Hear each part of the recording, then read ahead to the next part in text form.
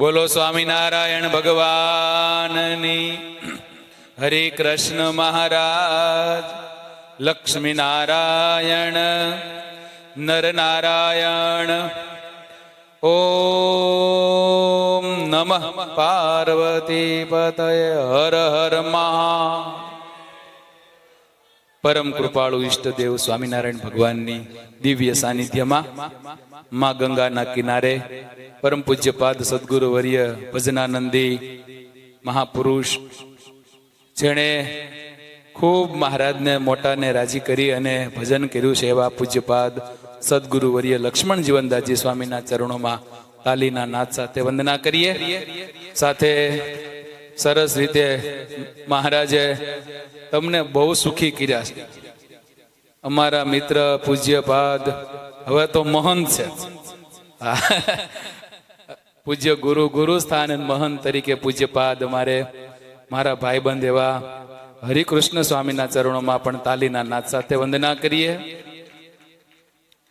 પૂજ્ય મહાપુરુષ સ્વામી, પૂજ્ય ધર્મકિશોર સ્વામી, ગુણસાગર સ્વામી, ભજનાનંદી ભજન સ્વામી, મુક્તરાજ, બધા જ સંતો અને આપ બધા ભક્તોને ભાવથી જય સ્વામિનારાયણ. મજા આવે છે? ઘર સાંભળે છે? ઘેરે જવું છે? અહીંયા રહેવું છે? બધે ના પાડે.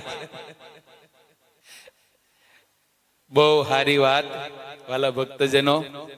આમ તો આપણે બધા ઘર મૂકીએ એવા નહીં, પણ આ સંતો એવા દયાળુ કે આપણને આમ થોડુંક આવું સુખ ચકાડે ને, એટલે પછી એમ થાય કાળું આવું સુખ આવતું હશે તો આ સાધુ કાયમ આવું સુખ લે છે તો એને કેવો આનંદ આવતો હશે. એટલે આ શિબિર કરે છે કે હાળું આ સંતો આરે તમને બધાને ખબર હશે.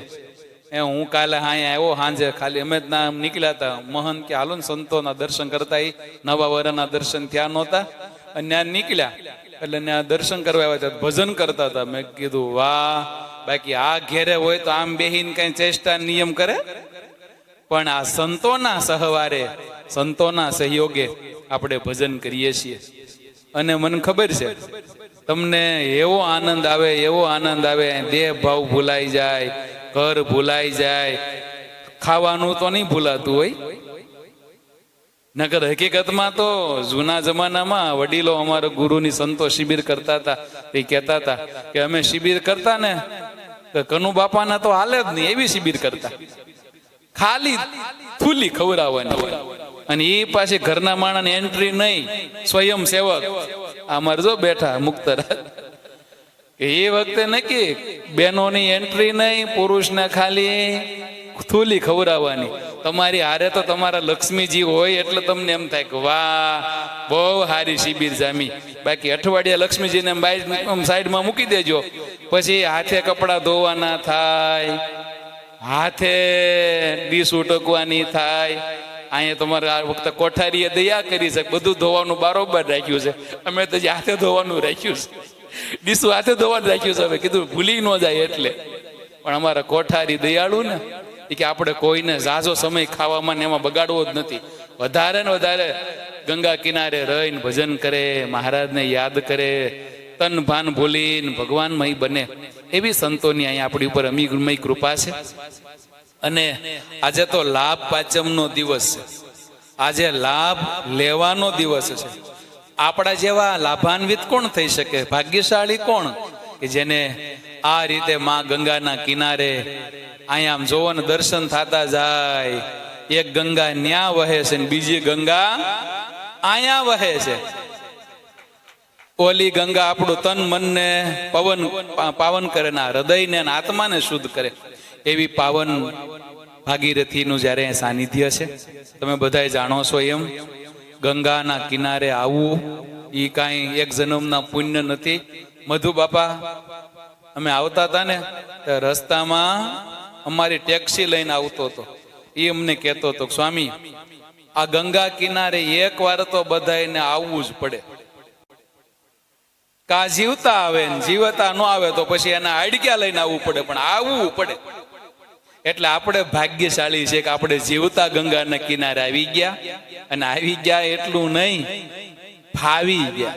આવી તો ઘણાઈ ગયા છે, જો ઉભા રોડે હામતા નથી, પણ એ ફાવ્યા નથી, ત્યારે આપણે ફાવી ગયા છીએ. માટે હે અહો ભાગ્યમાની મહારાજની દિવ્ય કરુણા આપણી પર વરસી રહી છે. આને યાદ કરતા રહીએ. આ આપણે આખા 12 મહિના સુધી આનો આમ કેપ રહેવો જોઈએ કે અમે ગયા તા, ગુરુએ અમને લોટો નાખી નવરાવ્યા હતા. સવારે લગભગ બધા ગંગામાં નાવા આવતા હશે. મારે આંગળી ઊંચી નથી કરાવી, પણ લગભગ બધા આવે છે. અને એ ભાગ્યશાળી છો. સવારમાં ગંગામાં નાવા આવવું ને એટલે એમ થાય કે આપણે હવે આની કરતા દેહ મૂકી દઈએ તો સારું. અમારે અરે સવારમાં એક ભગત આવે છે, અમારો કોસાડના છે. એ તો આમ એઠે આમ લાંબુ છે ને, દંડવટ કરવાના હોય, માંડ ઉપરની છાતી બોળે, વાહેલું બા કોરું જ રહી જાય.